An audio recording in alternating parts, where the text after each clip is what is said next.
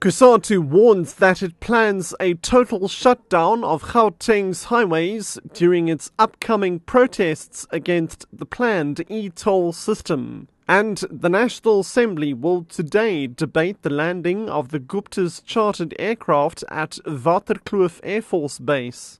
I'm Richard Brooks. COSATU has warned that it plans a total shutdown of Gauteng's highways during its upcoming protests against the planned e-toll system. COSATU's Dumisani Dakele says in previous marches on the highways, some lanes were left open for cars to pass, but this will not be the case during the upcoming marches. COSATU will be briefing the media on its protests later today. The Labour Federation said earlier it would hold protests this Friday and next Friday. The first march on May the 24th in Johannesburg will affect the M1, N1, N12 and M2. The second will be held in Ekurhuleni on May the 31st, affecting the N3, N12 and R21. The National Assembly will today debate the landing of the Gupta's chartered aircraft at Waterkloof Air Force Base.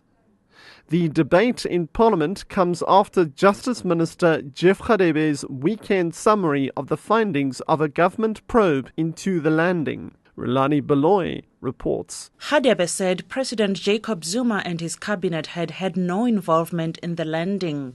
He repeated an earlier announcement that senior government and Air Force officials had been suspended.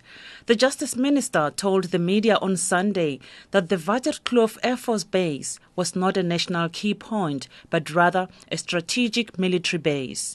The DA and other opposition parties have slated the report as a cover-up and repeated calls for an independent probe into the Gupta saga.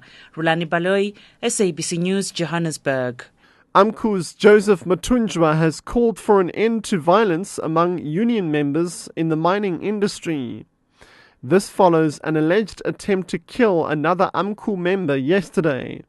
The AMCU member, who's a security guard at Anglo Platinum Shaft in Rustenburg, claims he was approached by would-be hitmen. The guard says the men fled after police were called. This comes barely a fortnight after AMCU's local organizer, Mwetu Stevens, was shot dead near Marikana. Matunjwa says he can't point fingers at anyone at this stage. I think that it's an ongoing call by AMCU that we need peace in the Rustenburg, even though that many people, they think that we are not genuine of what we are saying. We are very concerned.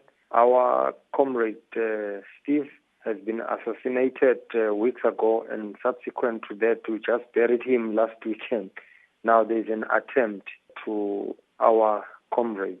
So it raised a very serious challenge. The lawyer for a former accused in the murder of Bredasdorp teenager Anine Boyson says he's awaiting instructions from his client on possible litigation. This after charges against Jonathan Davids were withdrawn in the local magistrate's court yesterday.